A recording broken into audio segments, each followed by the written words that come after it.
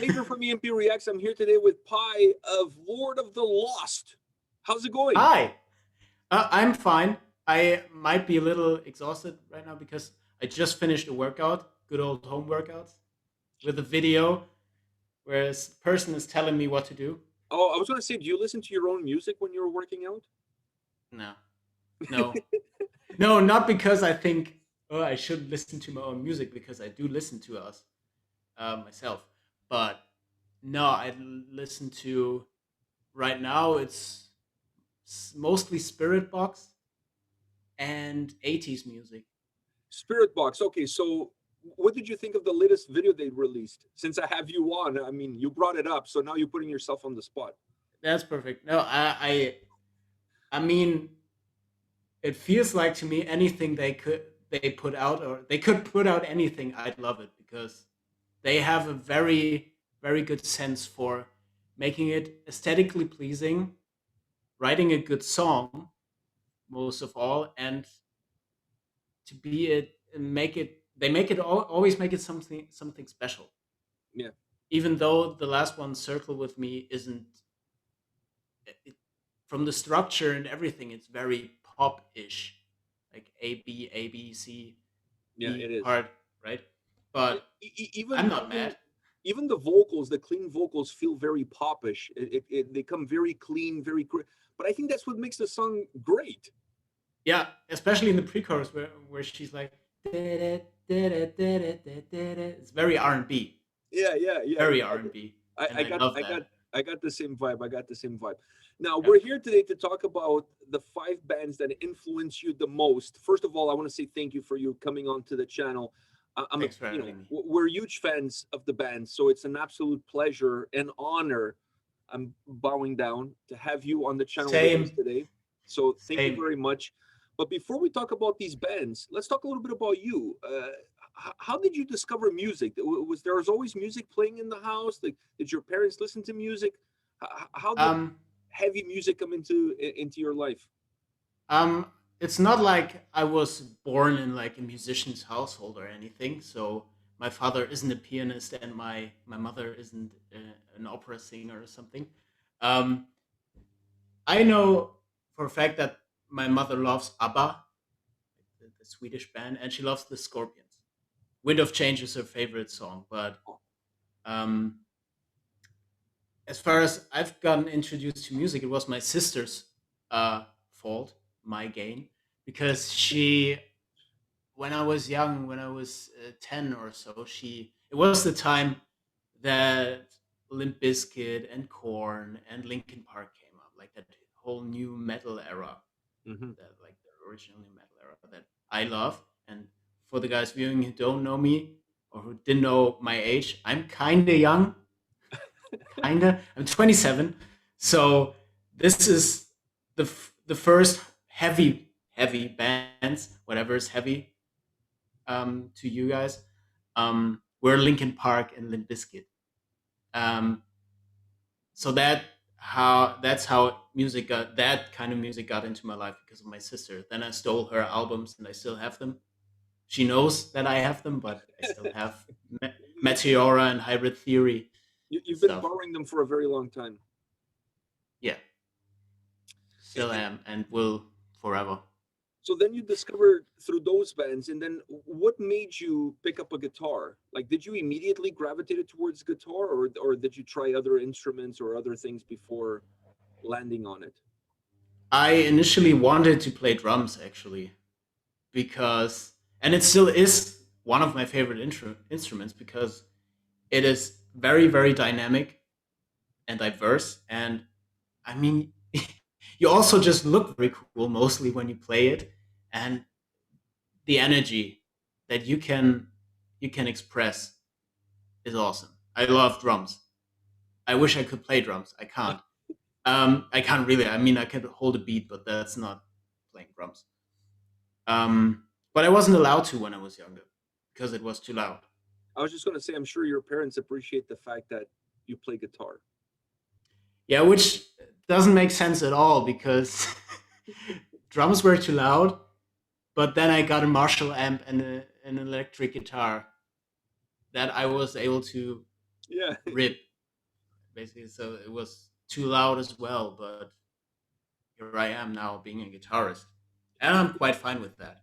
did you take any lessons, or you kind of just jammed on your own and grew from there? I took lessons for 2 years. So I started with a borrowed acoustic guitar from a friend who just had it, and tried to tune it and everything, and went to my first guitar teacher, and he taught me some songs. Um, and then I had a second guitar teacher who were basically my age, so we were into the same kind of music and stuff. So it was always very interesting to me. It wasn't like basic theory and playing songs that I didn't enjoy. It was always like, I want to play that song. Okay, let's do it. Because I think that's how you stick to a hobby. If you keep doing stuff that you like with that hobby, it makes it easier for you to stay at it. Yeah, versus So being forced into something. yeah, Yeah. right. So as you start playing guitar, as you start navigating through the world of heavy music, at what point in time did you think to yourself, you know what? I want to be in a band. I want to be on stage. I want to rock. I want the girls to throw their bras and panties at me. I want all of that. um, I always thought that was very, very unreal for me to reach. So it wasn't actually that one goal of mine to have that and nothing else, because I always liked what people on stage did, and I was like, that is so cool. But I was also very fine with the idea of me not reaching it, because it was like utopia for me. Yeah. Um, but then again, um, and that brings me to one of the bands in that list I sent you of my five most influential bands. I've seen the video to November Rain from Guns N' Roses. And that's what made me pick up a guitar, because Slash is the coolest person on earth in that moment. He walks out of that chapel and plays that solo in the desert. Yeah, yeah, it's badass. Um, and yeah, and that was also one of the moments where I was like, yeah, I think at least for me, I want to make that my thing, that I can at least be in my head thinking, uh, yeah, I'm I'm in my head, I'm on a stage and I'm cool, like that basic rocking out in front of a mirror thing. I love that. Um, but from that on, I actually sang in a choir in like a youth group, and they had a band as well. So it was right then when I started out playing guitar that I got into that band. Um, like not singing in the choir anymore, but playing the music to the choir. That was my first stage experience actually, and I loved it. It was it was like small stages in churches mainly, or in like community houses or whatever. But I loved it, and from that on, because I liked new metal and pop punk and stuff, I got into a pop punk band called Blackout when I was 16. We were very bad, didn't reach anything, but it was fun. it was it was good fun. Yeah, that's how I started out. How did the opportunity, or how did you come into the band Lord of the Lost? How did it all come together for you? Mhm. I moved to Hamburg in Okay, so 2013. I have to stop you now. I always thought nothing good came out of Hamburg, but now you're going to prove Ah, me wrong. thank you. Yeah, yeah. Lord of the Lost. We are from Hamburg, Okay, actually. so there's Um, one great thing to come out of Hamburg. apparently, at least you think that, and I do. Well, Um, and I think Halloween, they're from Hamburg as well. So at least there's two great things to come out of yes, Hamburg. they are. They are originated from Hamburg. I mean, the band members are all over the globe now, Yeah. but they are originally from Hamburg. And yeah, as I said, I moved to Hamburg in 2013 to study audio engineering. And that's where at that university I was studying at, that's where I met Chris, our singer. He was my lecturer, actually. Yeah. That's how I got to know him. That's how I got to know Lord of the Lost, because Lord of the Lost exists. Firstly, it started as a solo project in 2007 and got formed into a band in 2008. And really, it was a band in 2009 where they had their first show. Um, so they were going already, and I met Chris, I met the other guys, and I actually started out a couple years down the line in 2015 as our guitar tech. Um, and I toured. My first tour was a European tour with Combi Christ, Filter, us, and then some other either local support band, or it was a band called Rabia Zoda. I don't know if you know them. No, them I've never heard of. Yeah. And that was my first tour as a guitar tech, basically a newbie. Um, but it kind of worked out. And a year later, as our old guitarist quit the band, I was asked to try out on the tour just to see if it works. We were already friends and we knew each other, Mhm. but stage chemistry is still a different subject. So we tried it out and it worked, apparently. Um, and that's how I got in the band. And This is like the Titanic story. You know exactly what's going to happen at the end, but you still want to hear all about it. So when you get to the point where I tried out, it's like it's not like you're going to say next, oh, I didn't get the gig. Everybody knows you got it. yeah, obviously. Obviously. But I wasn't too sure until the last concert of the tour, because the other guys weren't telling me anything. They were after show. They weren't like, "That was a good show, man. You were awesome." And they also weren't like, "You totally sucked ass."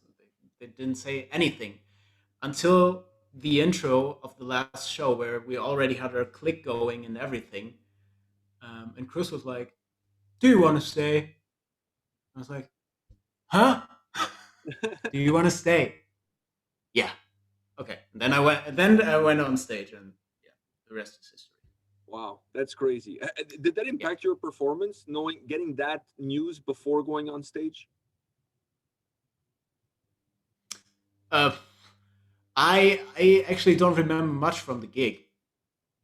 Well, Not. then that says a lot about the show. So it was a good show. It was a very good show. Because if you It had was gone also, on and completely messed up, I'm sure you would remember.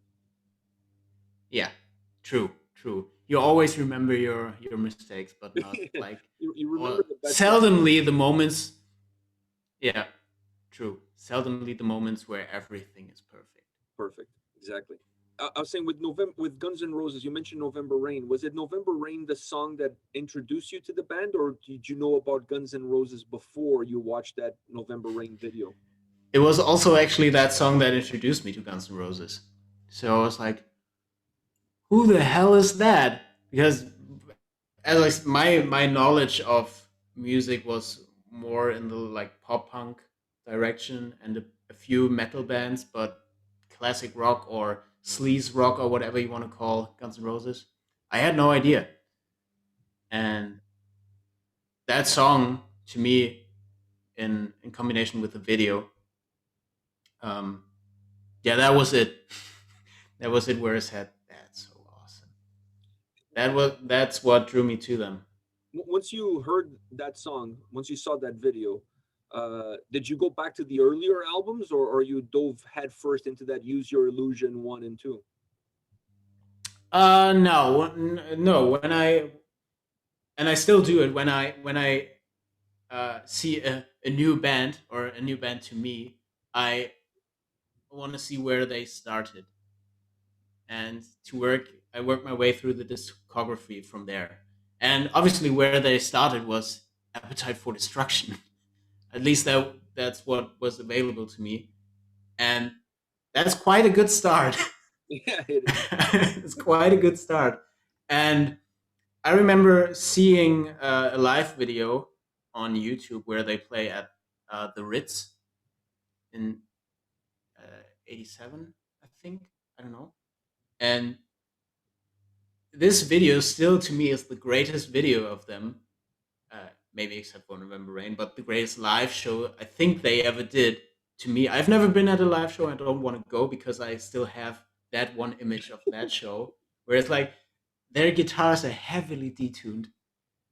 It's it's almost unbearable, but the energy they have and the amount of fucks they give is unmatched still. And I mean, the songs, they're just awesome. And I always, and that's the main thing about them, I've always loved their energy and their attitude towards the world. Like, it's us against the world. Mhm. Um, so it's rather earlier Guns N' Roses that I'm talking about here. Um, but yeah, I think that's very admirable. Was it Slash the guy who brought you into the band, or was a combination Mm. of everybody, Axel, everybody, the sound in general? Nah, it was mostly Slash because obviously I already was drawn towards guitar heavy music, and obviously he's the lead guitar player. Um, Not to talk shit about Gilby Clark or what was the first rhythm guitar player? Shoot, forgot it. I don't even remember it either. That tells you Yeah, okay. that tells you everything you need to know. Yeah, but that's the answer. Obviously, it was Slash and his playing as well. And his playing to me is, even though a lot of people say he's overrated, he might be overrated in the fast shredding realm because there are so many people technically better than him. But I'm always a fan of melody and attitude over technicality. At least that's my approach. There's nothing wrong with a different approach, but that's my opinion and my approach, and that's what drew me to Slash and also to Guns N' Roses. So, in the next band on your list is Beefy Clyro. Am I pronouncing it correctly? Biffy Clyro. Where did this come from? Do you know them? No, like I had never heard of them until you sent me your list. Sorry. I said I had never heard of them until I saw your list. I was like, Oh, really? yeah. I was like, what is this band? Like, who are these people? Yeah. So, Funny. Um, I mean, Biffy Clyro. Now they are a huge band. I mean, they are very much in the middle of the mainstream realm, like pop mainstream, and they're filling out arenas and everything. They are headlining Download next year, which is weird to me. Next that's to Iron Maiden and Kiss, yeah. That's kind of a weird mix. kind of a weird mix. I have to agree on that. But Biffy Clyro, they have a certain heaviness to them, not because they have low tuned guitars or heavy distortion, but they are very reckless with their sound sometimes and also with their live performances still, especially when they play their old songs. And that's what I love about them. um, for anyone watching who doesn't know them as well, they are a Scottish band, um, like alternative rock. Now it's also very poppy-ish. I mean, the mainstream is heavy now with them, strong with them. um, but what I like most about them, and especially about the frontman Simon Neil, he used to be a violin player, and his approach to playing guitar is he never plays, or he seldomly plays, like just a simple power chord or with like one finger if he's drop tuning, or like that typical Mhm. power chord shape. He always somehow uses all the fingers and puts his pinky somewhere that's odd, but that it always makes for a great chord. And that's what I really like, and that's what makes his playing so intricate, even though he's in like a mainstream band. You wouldn't notice if you wouldn't be a guitar player or like heavily into music. So does he almost play the guitar as if he was playing the violin? Is that how he uses the pinky? Well, he always has all his four fretting fingers on the fretboard, and it's weird. It's Yeah. very weird, but he pulls it off, and he also writes very, very good songs with a great sense of melody. Wow. So So I think that's with all the bands in my list. All of them are great songwriters. so this band, how young were Sorry. you when how young were you when you discovered these guys and to have that influence on you, to have that impact on you? Do you remember? Mm, I must have been 17 or 18. So it's about 10 years ago that I yeah, was introduced to them. Wow. Yeah. Wow. It definitely has had a long lasting impact for sure. Yeah. Yeah. For sure. Here Still. we are talking about it 10 years later. So Yeah, they're awesome. They're I mean, as I said, the guitar playing and the songwriting, lyrically and like the musical part of songwriting. the next Yeah. band on your list, the Dead Weather. Now, this was another one that surprised me a little bit. What about the Dead Weather that makes them a band that has had that deep impact on you as a musician? Mm. Again, it's the case as well as with Biffy Clyro.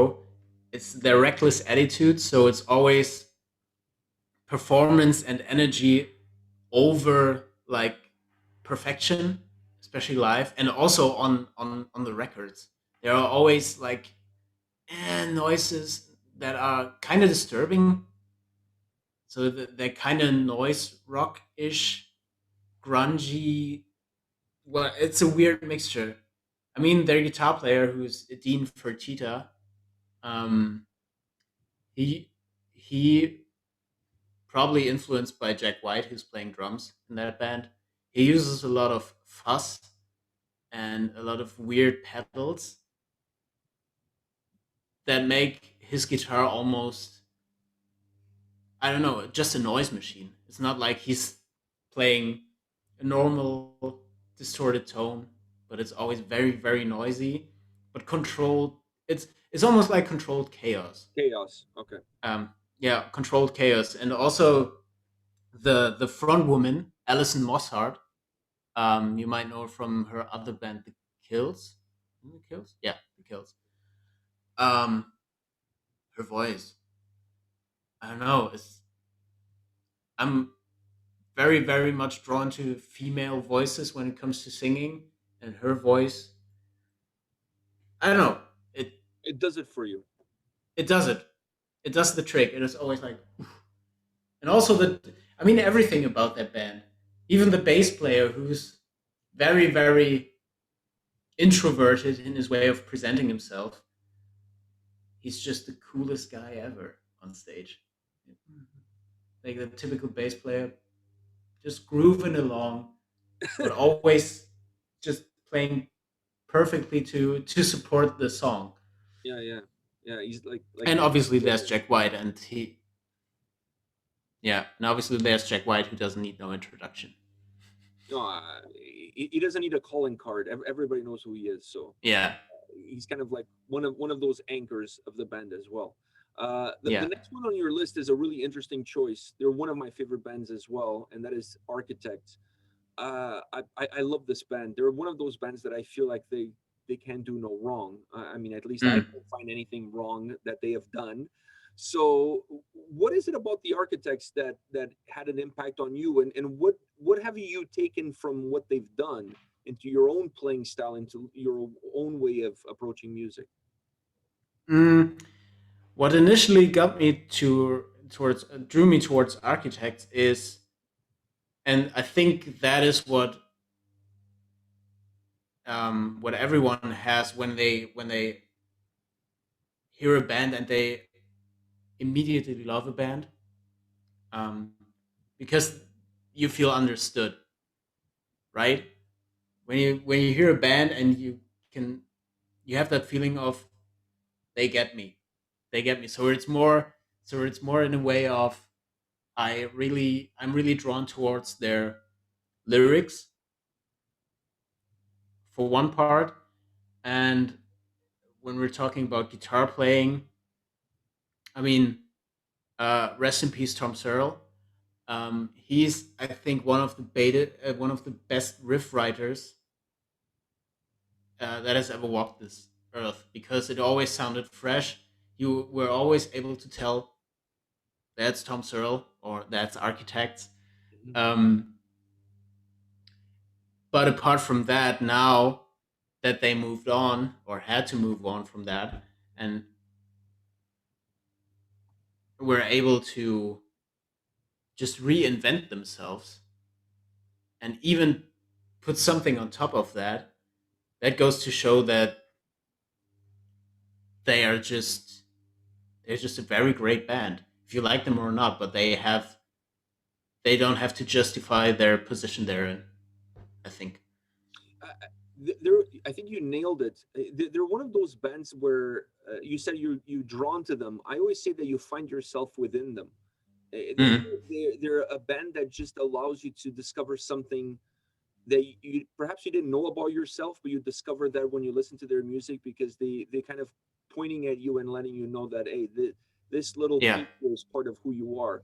I really gravitate towards their music. I just find it has a sense of embracing you. It Yeah.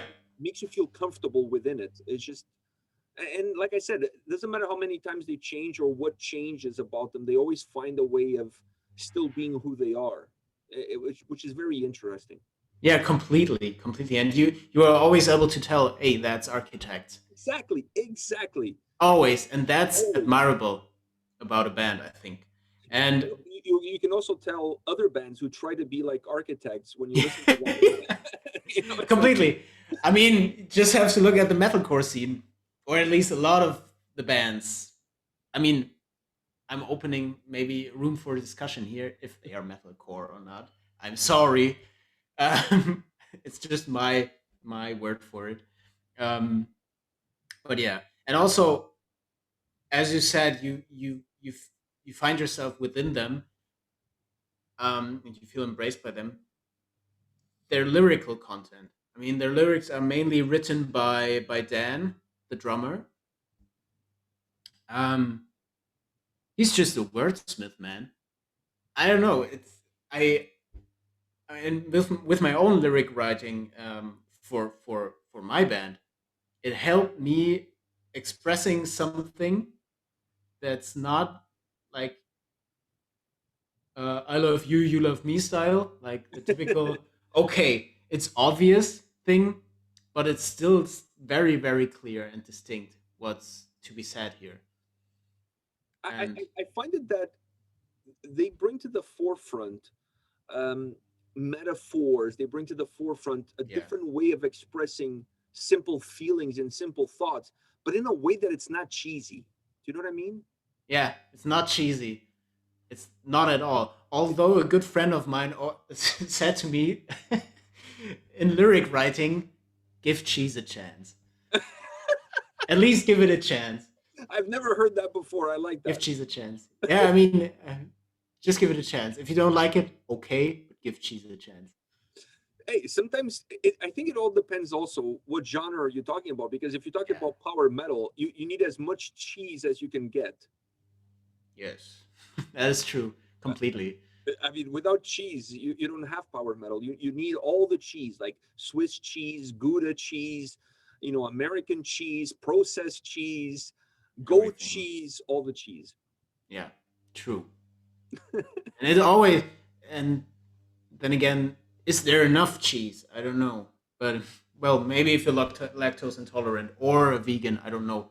Um, but yeah, I, I yeah. I'm with you How on did that. we get from architects I to don't know how did we get lactose intolerance? I don't know. I don't know. But let's go back to Architects, because you're such a powerful band. You're talking about the lyrics. It's hard for me to separate the lyrical content of Architects and the musical approach, because I feel like those two worlds are intertwined with every single song. It's really hard to separate them. but they're such a complete band. I think maybe that's the best way to describe them. They are 100% complete. And maybe the last words towards the lyrical writing. I mean, you see that vinyl over there. It's like it's their new, their current album Yeah, the current album. for those that wish to exist. And I always like going through the booklets and really reading the lyrics because let's face it, sometimes distorted vocals aren't that easily to understand as well, and you want to get a grasp of the whole thing, of the whole story that's told. So I read the lyrics, and every time, and with every song on every album from them, I'm always like, how did you manage to write that and to pull it off to make it fit to that line you're singing or screaming? It's it's just they know their craft, and that's, I don't know. I want to achieve that as well.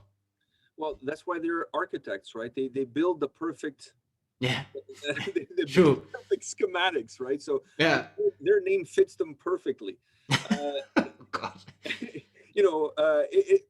here we are going back to the cheese, but it is what it is. Now, moving on to the last band on your list. Now, Yeah.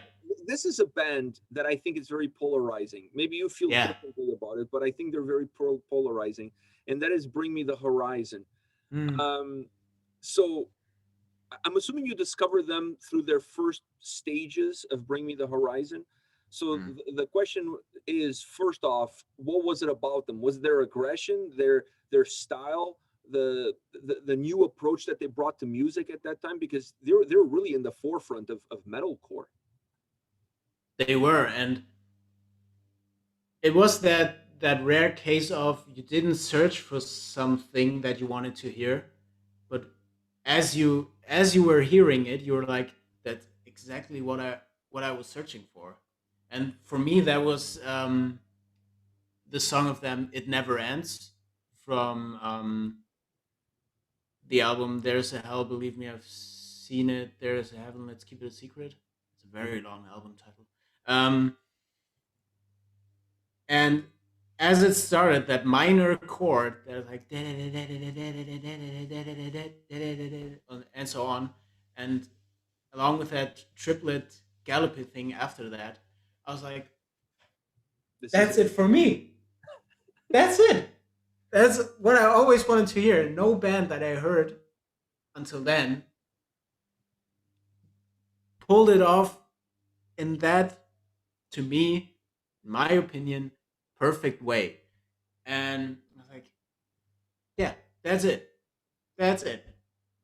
And from there on, um, I've discovered their album before that, with Chelsea Smile and all those songs on there. And yeah, as you said, polarizing. They developed their style a lot, and Nice choice of word. yeah, because I mean, it is a development, and it is, I mean, of course it's by choice. It wasn't like, uh it's not random that they wrote a song or songs on Emu that are very, very pop-ish, or basically pop. Mhm. Bec- it's because they wanted to write those songs, and I think that's the greatest attitude towards your own music, that you can say, I want to do this, so I will do it, if people will like it or not. And apart from that, they can be sure that there will always be people who will like their music, obviously. um, they were in a very comfortable place to try new things. I have to say, after Sempiternal and after That's the Spirit, they were already here. So it's very, very, very comfortable sofa to sit on to say, I want to write a pop record. That's very cool. And if you like the songs or not, um, that's solely okay. I love all their albums, actually. Yeah, I was going to ask you, did you get off the Bring Me the Horizon train for a while and then come back on it again, or you've stayed No, on that ride all the way through? I am still on that train, and I never got out at any station, um, because with every album from them, there was always something I was able to find that I liked, and mostly it was the majority of the album. Um, and this is not me saying that people who don't like their albums can't appreciate good songwriting or good production. That's not the case. It was just the case that I always liked what they brought to the table, and that it was always very, very different. Um, and at least I think 100% what they wanted to do. And that is also our approach in our band, that we always want to do everything different from the time before. And it always it always has to make us curious, and it has to be exciting for us. I mean, we don't want to write another Thorn Star, or we now, as we announce our new album Judas, we don't want to write another Judas. We did that now, and Yeah, and I think for the fans, if they want to listen to that album, they can always listen to that album. The album exists. It's yeah, not like just go it's back. it's not like it's been deleted. You know what I Yeah, mean? So just go back. I always say that to people. If you like a certain album, nothing is stopping you from listening to that album. But you have to understand that me personally, as a fan, I like to see something different. Maybe not. Same. I don't like to see a huge leap from one record to another. I like to see some sort of progression so that it makes me feel more comfortable in moving from one record to the other. But at the same time, I want to see some growth. I want to see where the band is going, because if your first album sounds like the 30th album, then it's boring as hell. It is. It is, and you're not even able to say when you're talking about 30 albums. I mean, to me, ACDC is like that. I'm not able to tell, is apart from their singer change, what album this song is on, because I mean, it's ACDC because it's very distinct, Yeah. and bands that did it after them are just very, very much inspired by them. Um, but to me, that's not exciting. And as you said, I want to see and hear progression. I want to hear progression in the songwriting, in the production, and I always want to see a progression in the aesthetic of the whole band. Because let's face it, the visuals of a band and the whole CI, if you want to look at a band as a company, Mhm. um, is very important, because we are drawn to little screens in our like, where's my phone here, we are drawn to screens in our life, and we are always checking content on a screen. And if that screen doesn't please you while you're looking at a band, um, most likely, um, you won't, if it's not interesting, you won't click play in the first second. At least that's my opinion. Mhm. So they have always been a band, with very, very polarizing, pleasing, and new aesthetic. And I think you guys have a little bit of that in yourselves as well, because if there's one thing that I always, when I look at your band and I look at you guys, is that Mhm. just because I heard 100 songs from you guys before, that gives me no clue in how the next one is going to sound like. I always Yeah. feel like I'm coming in almost as a brand new fan, because I just don't know in which direction you're going to go. So you always have me on the edge of my seat from that perspective. And you're not afraid. You guys are not afraid of taking chances and going No. outside the box and trying different things and doing crazy stuff. But I think that's important, because that's a I see it as being a part of who you guys are as individuals. It's just then that it's Hmm. represented in your art.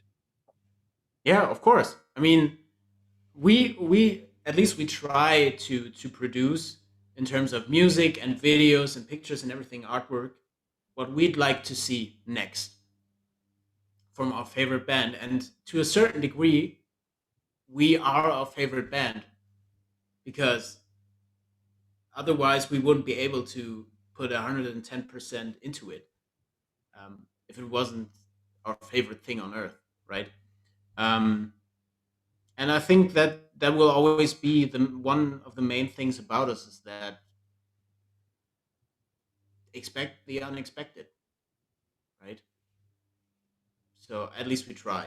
I mean, if Oh, after our 15th or 30th album we run out of ideas and are, I don't know, 60 years old and copy ourselves or cover ourselves, and that's what we want to do, if we're happy with it, okay.